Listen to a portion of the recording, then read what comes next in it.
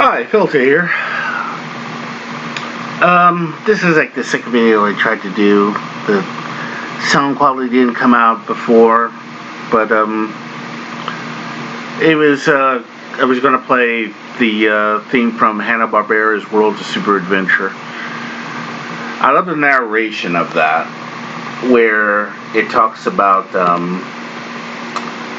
heroes banding together to fight wrongs and battle against evil.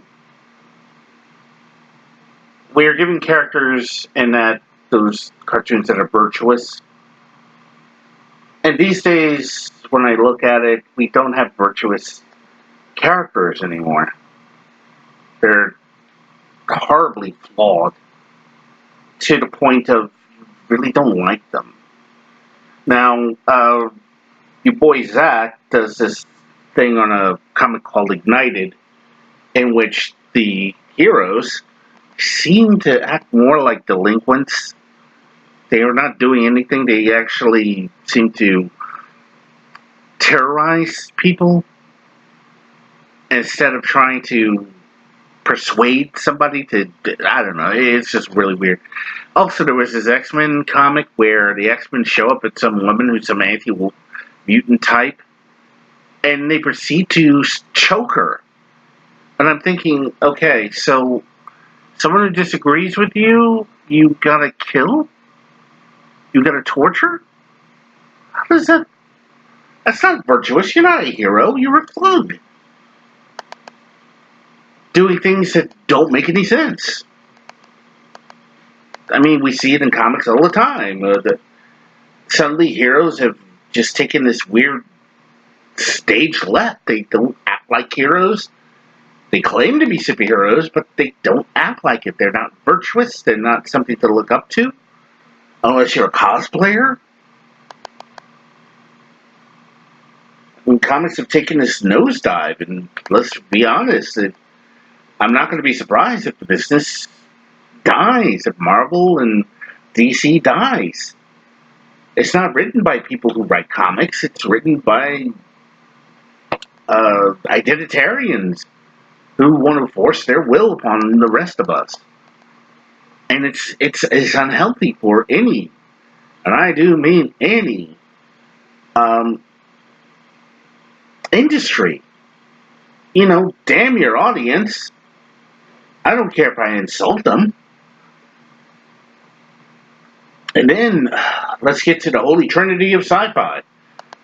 Star Wars, Star Trek, Doctor Who. Star Wars,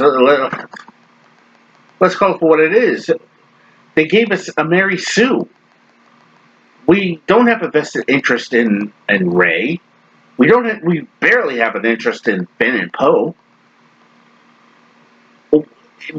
And everything could have been literally done much better. And then you get to The Last Jedi. Oh, God Lord. I felt embarrassed watching that movie, The Last Jedi. I really did. I felt embarrassed. Like, I shouldn't be watching this. This is so silly. This is so stupid. I felt embarrassed. I felt embarrassed for the fans. I felt embarrassed for myself.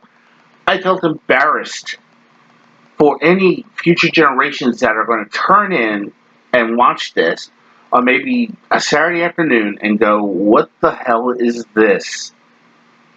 It's to the point where a movie like Star Crash and Laser Blast had a much more cohesive script than this thing. And those movies were made on the cheap. If you've ever seen Laser Blast, it's a fun romp. But believe it or not, the first time I saw it was back in the 80s. It was on a Saturday. And I remember my mom was up and she was watching it. She thought it wasn't too bad. And I thought, it's kind of interesting. The effects could have been a little bit better, but hey, what are you going to do? As for Star Crash, at least Star Crash had Carolyn Monroe. Anywho, but even that had a decent concept. Even though they ripped it off from Star Wars. Irony. But at least it was more cohesive it made much more better sense than The Last Jedi. That being said. But like I said, I felt embarrassed watching it. It got to, it just made me think that somebody somewhere did not look at the original concept or the original movies and just decided, screw that. There was no point in the casino thing. To put it mildly, if the Last Jedi, if Star Wars was a TV show, The Last Jedi would have been a filler episode that you would just shove in before you get to the season finale. That's all it is. It has no real bearing on the series whatsoever. It's just there, you know. And and that's the way I look at it. You know, it would be something like that. And like I said, Last Jedi just horribly written, horribly conceived, horribly executed. So much could have been done with that second installment. Actually, so much could have been done with the first installment, with The Force Awakens. I said it before in my previous videos. Why not have Rey in a decent relationship with that guy instead of being sold to the guy? She's put into care of this guy while her parents are off to do something to protect her, to do something, which would have made a lot of sense. And the only reason why she's on that planet is because she's hoping that she's hoping that they return. But then we establish something else. That, yeah, she just got her pilot's license. So all she has to do is get herself a small ship, and she can take off anytime. That would explain how she knows how to do things with a ship, fly a ship and all that. So then we can say, oh, okay, that makes a lot of sense. Just one line of dialogue. It was one line of dialogue that or a couple of lines of dialogue that established that Luke was a pilot. One, you see him playing with the thing, and that the T-16, and he makes reference to the fact that he is a decent pilot when he's talking to, I think when he's talking to Uncle Owen. Yeah. Anyways, he establishes that he's capable of operating a ship. And again, that could have been done, and the whole idea of Rey being a Mary Sue, or maybe just something to establish that she's got these source powers, but she doesn't know what it is. She just thinks that she's really good at what she does because she just can do it and stuff like that. And then somebody says, wow, you might have the Force. And it says, what's the Force? And it's like, I don't know. It's all one convoluted mess. Like I said, so much could have been done with it, and they decided to just say, screw it. They just didn't care. In my opinion, they did not care a wit's end to how this entire thing was going to go. Again, you could have had Finn and Poe. You could have had Finn as a member of the remnant of the Empire, as an envoy, sent to help people with the New Republic for a much bigger threat. The First Order was unnecessary. Completely unnecessary. They were useless. Completely, unabashed uselessness. They were not there. They were irrelevant. But enough about Star Wars. Let's jump to Star Trek. I can only spend so much time on Star Trek Discovery because, again, they decided to bring the Mary Sue aspect into everything, and it gets a little sickening. This is not a character that learns. This is not a character that you could find admirable. In fact, the character does several things in the first episode which are reprehensible, actually. It's pretty reprehensible what she does. Mutinies against the captain. And when did this whole idea of the Vulcan salute? Oh, shoot first. Yeah, cause a war. Then they shoot back. Okay, that doesn't make any sense. It makes no sense whatsoever. Let's make the Klingons like Trump supporters or white nationalists. Really? You're gonna insult half your audience with that bullshit? This is what happens when you let ideologues and identitarians write science fiction. They mainly put the sci-fi elements on the side. It's parsley, it's garnish. It's that little flower and that fancy meal that you get when you're at a get-together or a wedding or something like that. And the same goes for Doctor Who. Where should I begin? So much was there. So much potential wasted. I did a video not too long ago called Doctor Who, A Waste of a Regeneration. Jodie Whittaker, now in retrospect, was ill cast for this role. Ill cast. She brought nothing really interesting to this role except a vagina. That's all she did. That's all she brought. That was it. This whole woke philosophy that's invaded comics and sci-fi and fantasy. I mean, I think I should have known it was coming because I'm pretty sure some of you could see it. A few years ago, they had Peter Capaldi, Michelle Gomez, Jenna Louise Coleman, and they were all there for San Diego Comic-Con after the big reveal about Misty and everything else on that. And when it came to question and answer time, a lot of people had questions for Michelle Gomez about playing the Master. They had questions for Peter Capaldi about being the Doctor, and Jenna Louise Coleman for being pretty.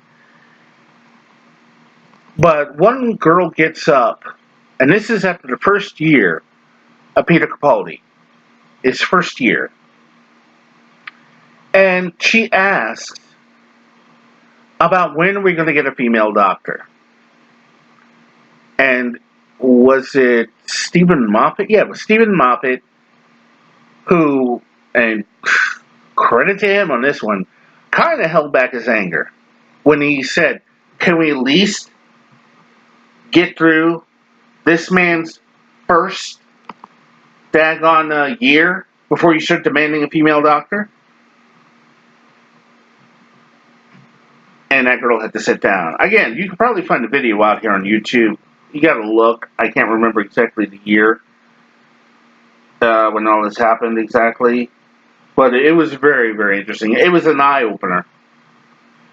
And then, when Jodie Whittaker's debut was about to come on, they had here on BBC America, they had a party going on, for the viewing party, the premiere party.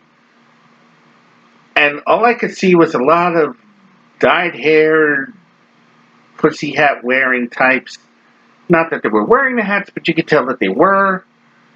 And I had the feeling that when they were asked about Doctor Who, they had to look on Wikipedia or ask their brother or maybe their boyfriend about the series.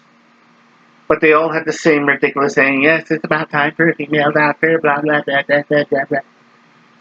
And then we were giving 11, 12 episodes of very not terribly memorable episodes. And when you think about it, at the end of the day, all these episodes, the sci-fi element was parsley. It was garnish.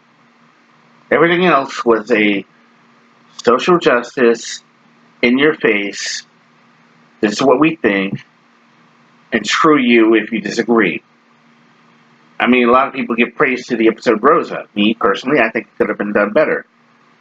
I said it before. Wouldn't it have been better if the episode went like this, that instead of giving us the space racist of this future racist guy, how about he came back in time to get, let's say, the hat that the bus driver wore, or the brooch pin that Rosa Parks wore, and he sells them on the market because that's what he does. He likes to buy and sell these things to make money.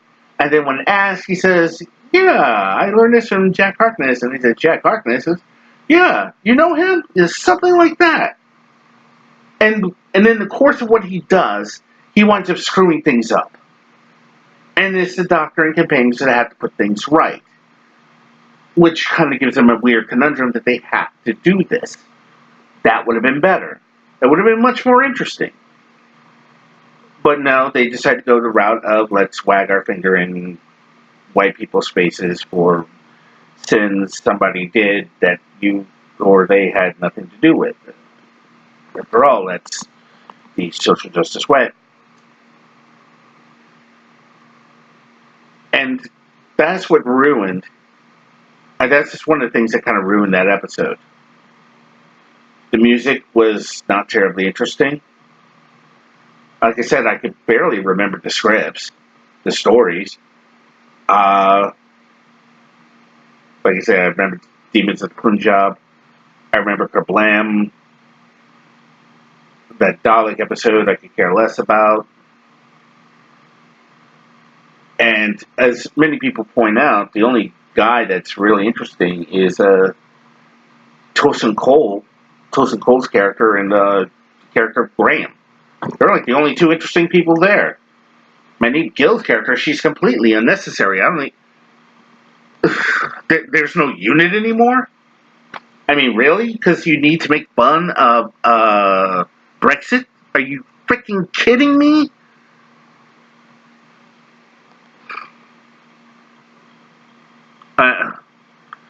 These are just things. These are just things. And like I said, I'm just tired of what they've done to it. And rumor has it that they're getting rid of Chris Chibnall. And I really hope they do. If he's gone and Judy Whittaker's gone and they're going to replace both of them and they say Neil Gaiman, I'm taking that with a grain of salt. It's all rumor, but if they're gone, like I said, maybe this is finally somebody somewhere realizing that woke culture isn't cutting it. Coincidentally, from what I understand, is that this woke culture stuff isn't working on Star Trek Picard. They don't need Mary Sue's. They don't need super beta flawed men. They don't need this. It doesn't sell. Why these people keep trying to cater to this tiny audience that barely consumes your product is beyond me. The people that write these comics now are writing to an audience that barely buys comic books. They're writing for themselves, about themselves. And that's what they're doing. Well, that's all I gotta say. Like this video if you like. Hit the notification bell. Leave a comment below. Until then, I'm Filter, and I'm out of here.